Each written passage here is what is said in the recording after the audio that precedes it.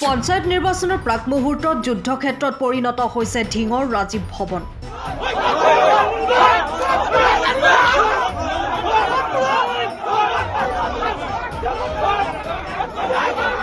এফালে প্ৰদ্যুৎ বৰদলৈ জিন্দাবাদ ধ্বনি আৰু আনফালে বিধায়িকা শিৱামণি বৰা মুৰ্দাবাদ ধ্বনিৰে উত্তাল হ'ল ঢিং ৰাজীৱ ভৱন।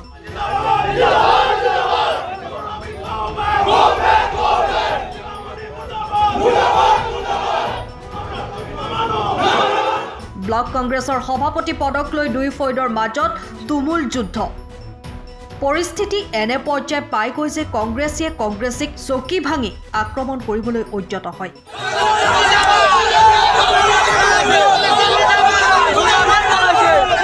কেইদিনমান পূৰ্বে হবিকুল ইছলাম নামৰ এজনক ব্লক কংগ্ৰেছৰ সভাপতি হিচাপে নিযুক্তি দিছিল কংগ্ৰেছৰ নেতৃত্বই।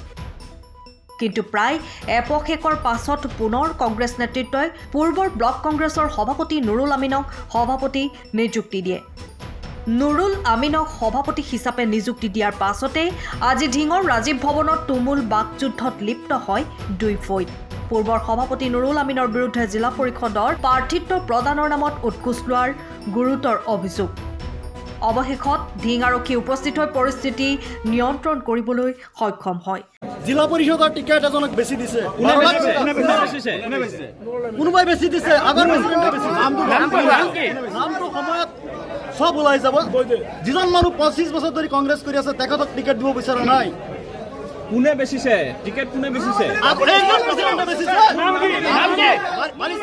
বালিচত্ৰ জিলা পৰিষদত নামটো কোৱা সময়ত আপোনালোকে চাব। এতিয়া মই নাম নকওঁ, এইটো আমাৰ দলীয় কিছুমান আমাৰ দায়িত্ব কৰ্তব্য আছে। কিমান টকাত বিক্ৰী কৰিছে? 15 লাখ টকাত দিছিল। কুমটুমীয়া জিলা পৰিষদৰ টিকেট 15 লাখ টকা নুৰুল আমিনে বেচিছে। কোনে বেচিছে? নুৰুল আমিন নিজে বেচিছে। নুৰুল আমিনে বেচিছে। বালিচত্ৰ জিলা পৰিষদত আৰু ক'ত বেচিছে? আৰু ক'ত বেচিছে? আৰু ক'ত বেচিছে? বালিসত্ৰ হলগুৰি আঞ্চলিক পঞ্চায়তৰ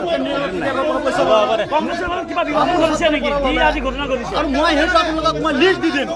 আৰু ইয়াৰ ক্ষেত্ৰতো প্ৰেচিডেণ্ট হয়, সেইটো লিষ্ট যদি টিকেট নহয় তেতিয়া আপোনালোকে মোক প্ৰশ্ন কৰিব।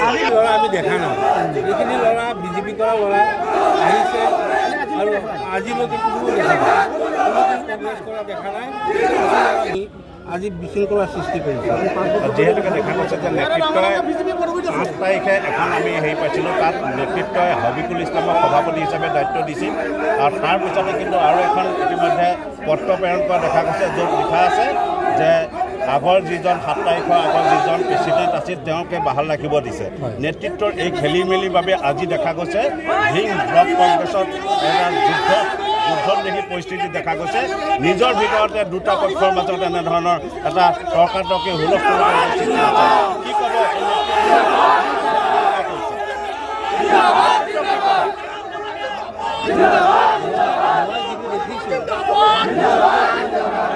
তেখেতসকলে এটা এপইণ্টমেণ্ট দিছিল হবিকুলক, দিয়াৰ পিছত সেইদিনা দুঘণ্টাৰ পিছতে এপইণ্টমেণ্টটো ষ্টে কৰিছে। সেই খবৰটো এতিয়ালৈকে কিন্তু কাগজ হবিকুল ইছলামৰ হাতত পৰাহি নাই। এইটো আমি হাতত পৰিছে, নিশ্চিত পৰিছে। আজি আমাৰ লগতে আছে, আপোনালোকক দেখাই দিম, এতিয়া লগতে আছে দেখাই দিম। আৰু তেখেতক হেৰি কৰি ষ্টে কৰি আমাৰ মোক আগৰ প্ৰেচিডেণ্ট হিচাপে কণ্টিনিউ কৰিছে। এতিয়া তেখেতে দুই চাৰিজন বিজেপি ল'ৰা আনি আজি হুলস্থুল কৰিছে। আপোনাৰ যিসকল লোকে ইয়াত বিৰুদ্ধে আপোনাৰ বিৰুদ্ধে ইতিমধ্যে শতাধিক লোকে এতিয়া যিটো ধৰ্ণা দিছে, এইসকলক বিজেপি বুলি আপুনি ক'ব বিচাৰে? শতাধিক নহয়, 50ৰ ওপৰত আমি যিটো দেখিছোঁ ছবিয়ে মিছা কথা নহয়। 50ৰ ওপৰত 50জনে দেখিছে, 50জনে দেখিছে। এতিয়া চাওকচোন ইমান এইসকলক বিজেপি বুলি ক'ব বিচাৰে নেকি? নাই, চব নহয়, তাৰ ভিতৰত কংগ্ৰেছীও আছে। বিজেপিৰ 2-4টা ল'ৰা আহি এই হুলস্থুলীয়া পৰিৱেশ কৰিছে। কিন্তু আমাৰ APCCয়ে মোক আগৰ যিজন প্ৰেচিডেণ্ট আছিলে তেওঁক কণ্টিনিউ কৰি দিছে। আপোনাৰ ওপৰত এটা অভিযোগ আনিছে, 12 টকালৈ টিকেট দিয়া অভিযোগ এটা আনিছে। জিলা পৰিষদৰ প্ৰাৰ্থী এতিয়ালৈকে আপোনাৰ দায়িত্ব নাই যদিও তেওঁলোকে বিৰোধী সমৰ্থকে আপোনাক কৈ আছে যে তেওঁ ইতিমধ্যে জিলা পৰিষদৰ সদস্যৰ কাৰণে প্ৰাৰ্থিত্বৰ কাৰণে 12 লাখৰ পৰা 15 লাখ টকা ইতিমধ্যে আপুনি আনিছে বুলি এটা অভিযোগ আপোনালোকে জানিছে এইটো ধৰক আমাক ল'বলৈ দিয়া নাই, দৰখাস্তই ল'ব দিয়া নাই জিলা পৰিষদৰ দৰখাস্তই আমাক ল'ব দিয়া নাই।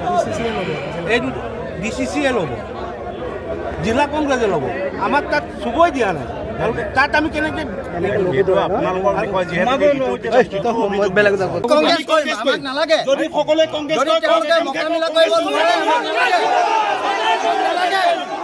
আমি অকল কংগ্ৰেছ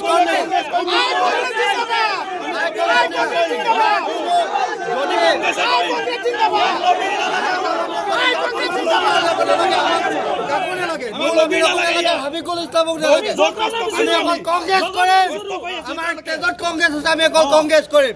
আমি কোনো নুৰুল আমিনক চিনি নাপাওঁ, আমি কোনো হাবিকুলক চিনি নাপাওঁ। আমি কংগ্ৰেছ, আমি দল কংগ্ৰেছ।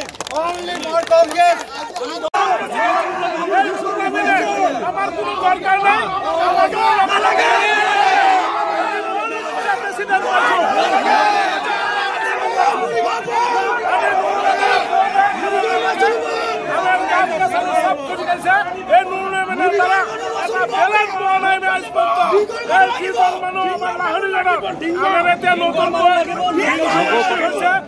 বটন দুবার নহয়, MLA বটন দুবার আছিল, MLA আমার না লাগে।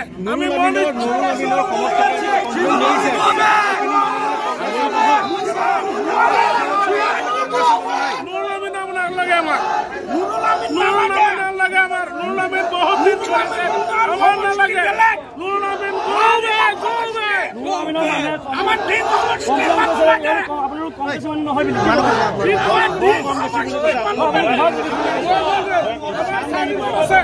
আমার সার্টিফিকেট আছে, আমি মন্ডলের ভাইস প্রেসিডেন্ট আৰু আগৰ দিনৰ সাৰ্টিফিকেট আছে, মোৰ বৰ কংগ্ৰেছ আছে, কি আছে, আমি দলীয় কংগ্ৰেছ নহয়, আমি সাৰ্টিফিকেট দি দিম। নুৰুল আমিনৰ নেতৃত্বত আমি নচলো বুজিছে। ডিঙৰ পৰা bureau report, time of Assam. সময়ৰ খবৰ সময়ত পাবলৈ ফলো কৰক টাইম অফ আছাম।